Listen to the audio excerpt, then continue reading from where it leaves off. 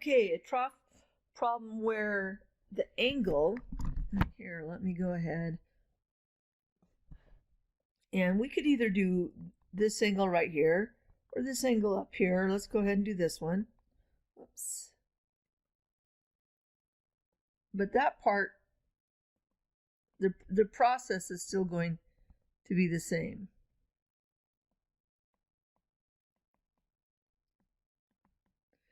All right, so a trough is to be made with an end of the dimension shown. The length of the trough is to be 50 feet long. So this dimension right there, I'm actually going to erase that, is 50 feet long.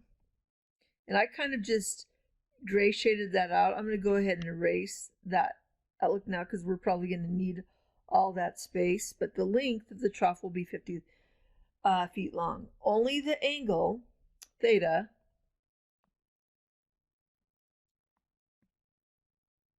can be varied. What value of theta will maximize the trough's volume? So you want to get as much water moving through the trough as possible. So one of the things that you need to start with is the volume of a trapezoid. Well, just like the area or the volume of a rectangular prism, right? It's the area of the face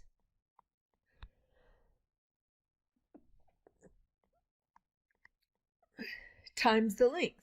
So the area of this face is a trapezoid. So it's the area of the trapezoid face times the length. So that would be one way to think about the volume of a trapezoid. So let's see, the area of the trapezoid. Well, usually the area of a trapezoid is 1/2 the height times base 1 plus base 2. What I'm going to do is I'm going to break the face into 3 parts, 2 triangles and the rectangle.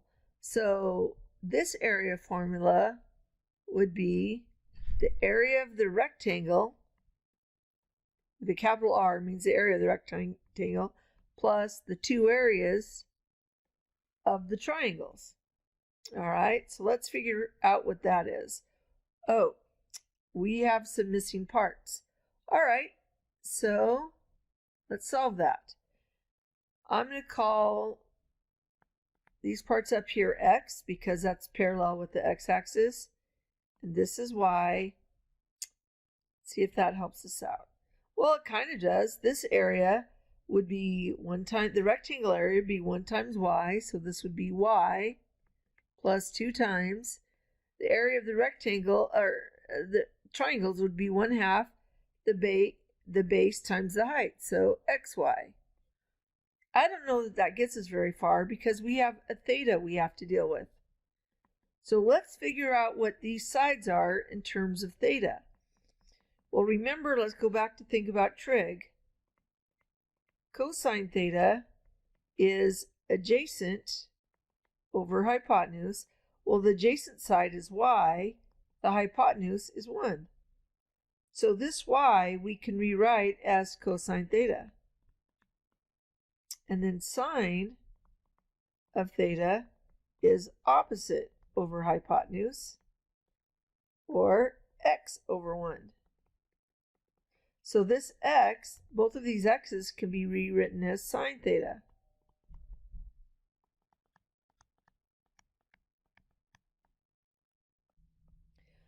Okay, I had to pause it, so let's see if I can remember out. All right, so now what we do instead of X is, this side is sine theta. This height now is cosine theta. So let me go ahead and do this. So this side length is sine theta.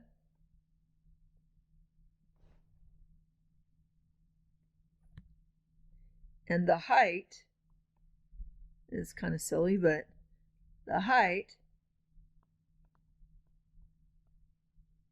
wow, is cosine theta. That's obviously too dark. All right, So let's see where that gets us. So now let's find the area of the rectangle. So the area of the rectangle is 1 times cosine, which is cosine theta. And then there's going to be 2 of the triangles, and the triangles are area is 1/2 the base. The base is sine. The height is cosine.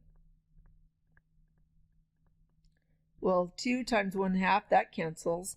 So now the area of that trapezoid is cosine theta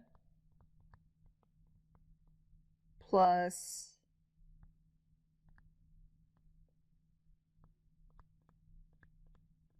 sine theta cosine theta. And then for volume, you'll take the area of the trapezoid. So the volume will be the area of that trapezoid times the 50 feet. All right, but let's focus on this now. We're going to find the derivative of the area. Well, the derivative of cosine is negative sine. Now we've got a product. So remember, it's f times g prime plus g times f prime. So the derivative of sine is cosine theta. Oh, I apologize.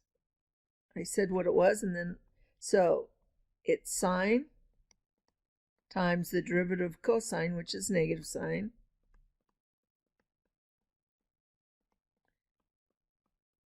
And then it's cosine times the derivative of sine, which is cosine. So area equals negative sine theta, subtract sine squared theta, plus cosine squared theta. Well, we don't want both sines and cosines. Let me use this stuff now.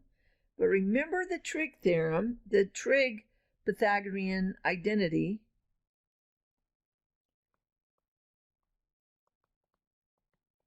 Sine squared theta plus cosine squared theta is equal to 1. Well, to get cosine squared theta by itself, you'd subtract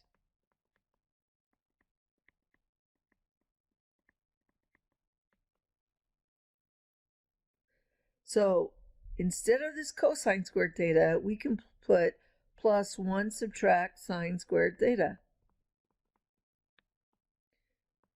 So now what do we have? We have, well, there's a negative sine squared theta, and there's a negative sine squared theta. So that's negative 2 sine squared theta. Here's a subtract sine theta. And here's a plus 1. Now, all right, we're going to set this side equal to 0. I'm going to factor out a negative 1, and that leaves me with 2 sine squared theta plus sine theta, subtract 1. All right, and now if I divide both sides, we're just going to ignore that negative 1. Now look at what we have. We have 2 sine theta, and then this is sine theta. Quadratic, we're going to factor. Factors of negative 1 go here and here, but the middle term has to add up to positive, so this will be plus 1, because that would be 2 sine theta, subtract sine theta. All right, and now set each of those equal to 0. So 2 sine theta subtract 1 is equal to 0. You're going to add 1, then divide by 2, so sine theta equals 1/2. In your calculator, if you take the arc sine of both sides, you're going to get theta is equal to 30 degrees or 150 degrees. Well, clearly this theta you can tell is not 150, so it's 30. And over here, when we set each equal to 0, you have sine theta is equal to negative 1. Well, that theta will equal 270. Well, 270 degrees, that won't work. So the theta that maximizes the volume of the trough is 30-degree angle. All right, that's it.